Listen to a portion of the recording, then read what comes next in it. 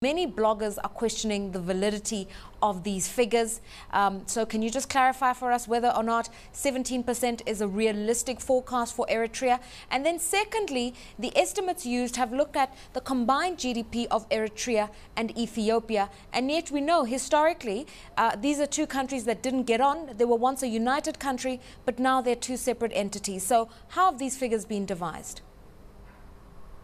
Thank you very much. I think with respect to the figures, although we have problems with data collection in Africa, the source of the data is World Bank and United Nations. And so they have such a tremendous experience in doing statistics all over the world. And with this experience, they do calculate the numbers throughout world economies and producing development statistics. So these are numbers that we can trust because of the source. The source is trustworthy, and so they can be relied upon to estimate economic growth for economies. All right, now go ahead. In terms of the relationship between Eritrea and Ethiopia.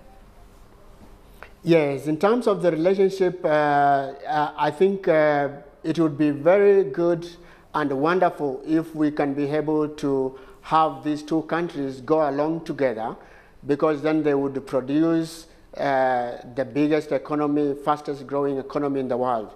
But historically, then of course we have this problem that they have not been getting along very well. But it's some such an uncertainty that it is not clear whether they can get along and whether the good things happening in both of the economies may not be disrupted by their getting along that is not very good. Now, but we can hope that something will happen, because it seems that economies in Africa are getting to understand that peace brings development, or you cannot do development without peace. And therefore, stopping conflict, focusing on development work, focusing on doing the good things that you are good at, is able to produce good economy and even development for their citizens. Dr. Mboya, this 17% that's forecast for Eritrea over the next few years, what's going to drive that? We're told Eritrea's got a burgeoning mining sector and the agricultural economy's been doing well. Yes, but although the agricultural economy has been doing well, I think Eritrea has been embracing some good aspects of economic management, and it has resources, true. In fact, the driving force of the economy is likely to come from their natural resources. They are reputed to have gold and mining sector that is beginning to open up, and they also have gas. They also have natural resources like fish.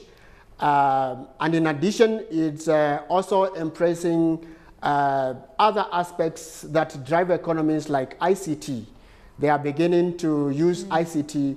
And so it's more like a market-driven economy more than agricultural-based. I'm curious about that statement. It's more like a market-driven economy. Critics of Eritrea say it's a command economy that is decided by the political imperatives of the ruling party. How do you respond to that? I think my response to this is that given where they are coming from, I think it's not something that is strange that they have a command economy, just maybe because they needed such a leader to be able to break up from Ethiopia. But I think also even such kind of leaders can show good economic management. And so what is important, I think, is if these kind of leaders and the party that leads the economy demonstrates good governance and good management of the resources, and equity in the way they do things, they can still be doing very well. We've also read about the coming on stream, that's not quite the word, of a cement factory that was built, and that should contribute significantly to some of the infrastructure and manufacturing work that's going to happen. Critics again say, why are we getting excited about one factory in Eritrea?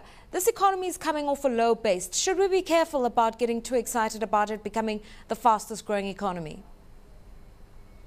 I think it's true. It may not be such a thing to celebrate about one factory, but I think it signifies the beginning of things to happen. Although also on the other hand, we can say that infrastructure is key in driving development. And so I think this will be a good sign in terms of building the infrastructure and other business infrastructural facilities. It's a good thing. All right, we've got our guest host here, and I'd like to pose a few questions to him. A command economy, and for some analysts, that's something to be concerned about. Yet one would argue China is or was a command economy, and to some extent India as well, and look at their performance. No, exactly, but I think we need to always reflect that the Chinese and Indian success was by those command economies, the governments withdrawing and releasing the energy of those countries. So the same goes with Eritrea. One gold mine and one factory is not going to cut it. It's a very low base, and if it is a command economy, if there's a trend towards liberalizing and opening it up and allowing markets to actually function, you'll find that growth can actually start sustaining. But the moment you start to have a command economy, and what happens in a market economy, capital gets allocated to the best ideas, but in a command economy, capital gets allocated to the biggest bribe.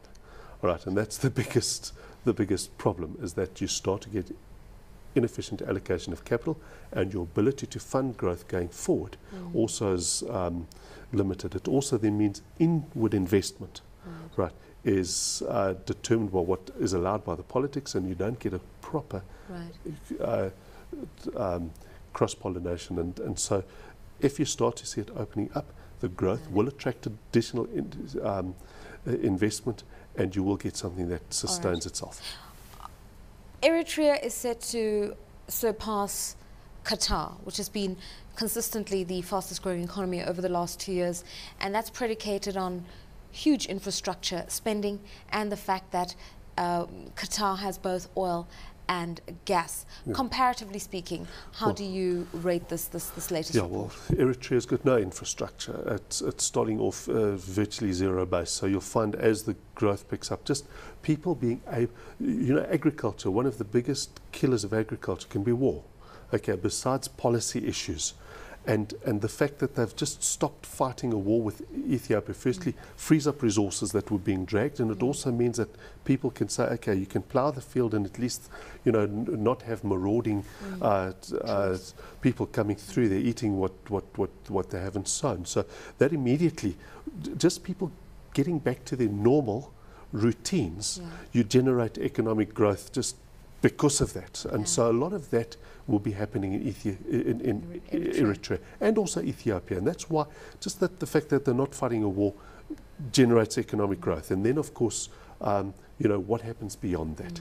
And that's the question, is do you actually get that beyond, or does it just stay then as it has been in centuries? These are ancient civilizations. A final comment from you, Dr. Mboya.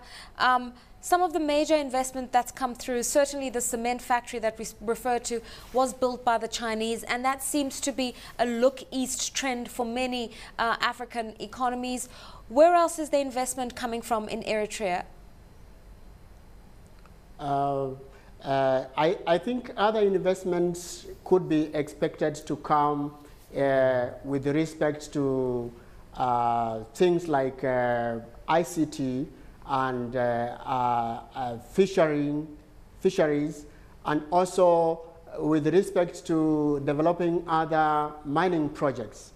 And so, like they are said to have gas.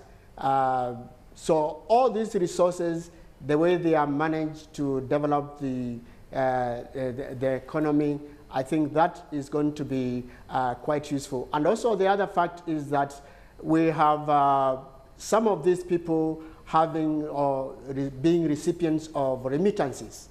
Diaspora people bringing in money and also focusing on the local economy, wherever they are.